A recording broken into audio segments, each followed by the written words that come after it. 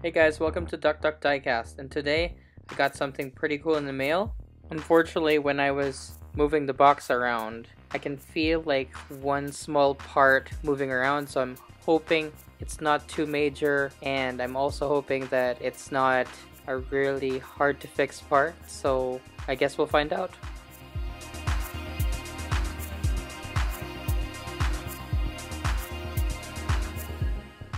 Alright, so here's the model that I got. It's a 1964 Porsche 911, or known as the 901. And as you can see, it's all taped up in places where opening parts are. And I actually instructed the previous owner to do so, and I'm glad they did a great job. So right here is a pretty handy tip.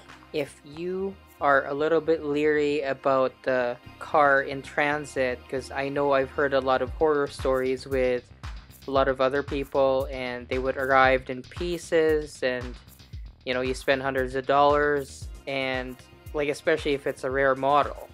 So in my opinion, I would try to contact the seller and try to ask, hey, are you able to make sure that all the moving pieces are secured, and make sure that you also do it politely, right? Because you're asking a big favor for them, and maybe they don't want to do the work, they just want to sell the car. So it definitely helps a lot if you just kindly talk to them.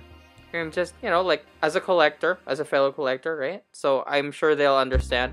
So far in my experience, I haven't really encountered anything in that situation. I always like to make sure I contact them and make sure everything's all good. I always found the diecast community to be very helpful, very friendly.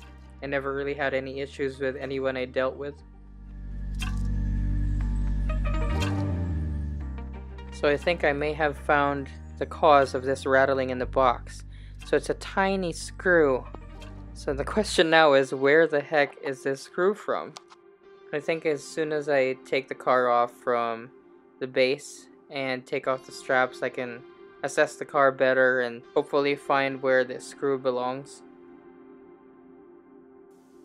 So I did find the home for that screw, and it's underneath, tucked in by the wheel, and it's not a big deal. It's just pretty much for the body chassis, so I'm glad it's fixable. And now finally the car is unboxed, taking all the straps out, and I'm glad that there wasn't any missing pieces. I'm glad that the side mirror is intact, and I don't see any other flaws. It does need a little bit of a polish and wax due to some residue from the tape, but I think I'll make another video on that one. Alright, now it's time for the exterior review. It's really weird because in filming this video, I'm not sure if it's the lighting or anything like that, but I noticed that as soon as I check it out on video, the lighting makes it look so bright compared to when you see it in person. In person, it's like this dark cherry red color. So that's a very interesting color. So if you see it here and then compare it in person, it's such a different car. It's so much better. So upon closer inspection, I do notice some paint rashes on some areas, so that's unfortunate. Maybe the way it was stored had a little bit of a humidity problem, possibly from sunlight as well. So it is what it is. It is a rare model, so I'm not complaining at all, and it's not even that obvious. Yeah, so if you look here, there are some paint rashes on that door panel, but from this angle it's really hard to see. And then the next thing I noticed about the car is you can see that nice chrome detail all over. So you can see it on the sides, you can see it on the window trimming, the door handle, even the hubcaps.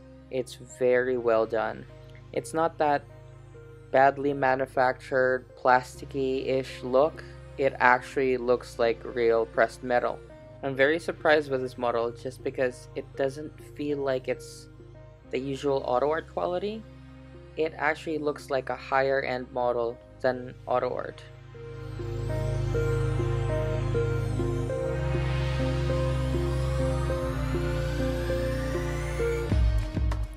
Alright, now for the front of the car. If you can notice here, that is a little bit raised on the emblem, and that's actually a separate piece. So I'm actually glad they didn't cut corners and just had a decal on there. So very nice. And then the headlight detail, I'm just going to try to focus on them, and you can even see the indentations from the inside. So that's very nicely done. And as you notice, the color of the car is a little bit darker since I am focusing on the headlights, and it's even darker than that in person. You can also see just underneath those headlights are those beautiful chrome finishes on those vents, and as well as the bumper. So this is one of the paint brushes on the car. If you can look at the reflection of the light on the hood, you can see those tiny dots there. And that's basically what it is. So it's not that noticeable, but again, it's still there. Again, it's not a deal breaker for me, so that's okay. And moving along to the other side, as you notice, there's only one side mirror. Look at those really nice wheels. Like, I love the finish on it, and we'll definitely do a close-up in a bit.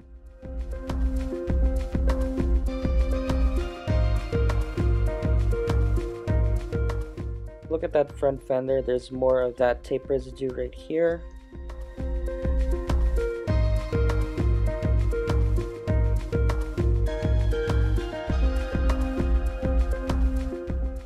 As we approach the rear, we also can see the details on that engine underneath the reflection.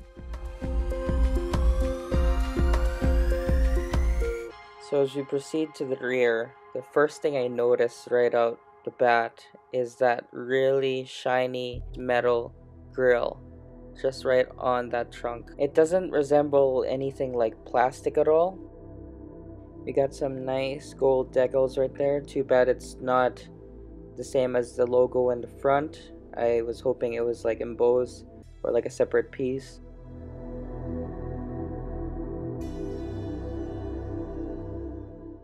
Alright, let's check out that exhaust. It looks really plasticky, and I feel like the thickness of the exhaust isn't right. I think it needs to be a little bit thin, and in order to replicate that, you probably need metal for that.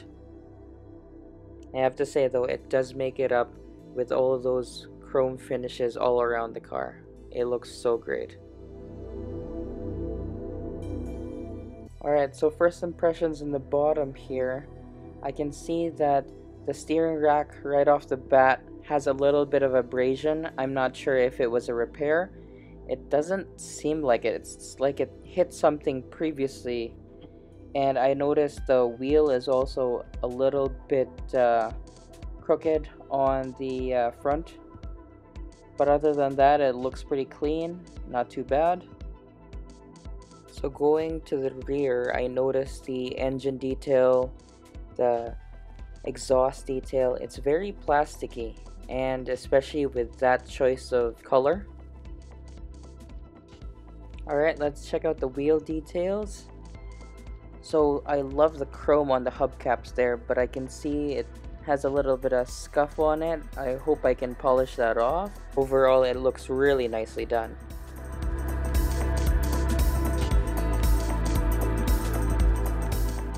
And let's check out the tread on these guys. Very nice. I love how detailed that tread is. And for the rear, it's pretty much identical to the front. But yeah, it looks great. Alright guys, time for the interior. So overall, first thing you notice are those seats. They do attract a lot of attention because of that nice plaid pattern going on. And I'll just quickly do a zoom in for some detail there. And then the next thing I see is the dash, that wood grain panel right there. Unfortunately, this one does have an issue.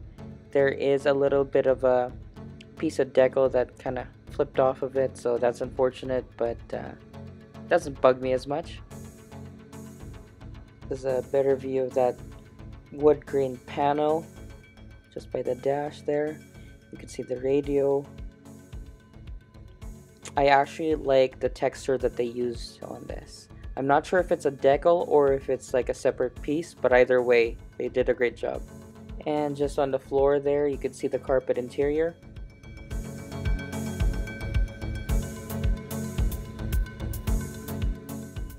And on the door panel side, I noticed the door card is just a one piece of plastic. So that's unfortunate, but it still looks well made. So for the front hood here, unfortunately I can't keep it up and I'd rather not have my hand in the way. So I just use my Autoart pick just to keep it up. So overall, there's a lot of carpet, same carpet as the interior. And there is a reservoir right on the right hand side. And then there's an interesting piece that definitely caught my eye, which is right by the bumper there. See that silver decal right there? That is actually the chassis code for the car. So I like that extra detail. I wish we're able to take that area off by the carpets in the interior so I can actually see the other chassis code. So as we go to the driver's side, we see right away that nice steering wheel that is replicated in wood grain. And I think they did a pretty good job on this one. They were trying to match that steering wheel with that nice wood panel on the dash there. And then next off, we do see behind the steering wheel are those nicely done gauge clusters. And then we also see those three pedals, the e-brake, and the gear shifter. The carpeted floor, the door card, and the seat are relatively the same as the other side. And our last bit here is our engine compartment. Yeah, so far so good. I do like the details on the decals, which we'll zoom in here in a bit. So as we look closer, those decals are not legible, but they are a good representation of the model. There's still a lot of good detail in the engine bay. You can see all the wires, the belts. It's not as realistic as I would expect it to be, but it is a good representation. Thanks for watching, guys. And also please like, comment, and subscribe. It definitely helps me create more content like this. And if there's any other Porsche diecast models that you want me to do a review on, please let me know in the comment section down below. And I'll see you guys next Wednesday. Have a good one.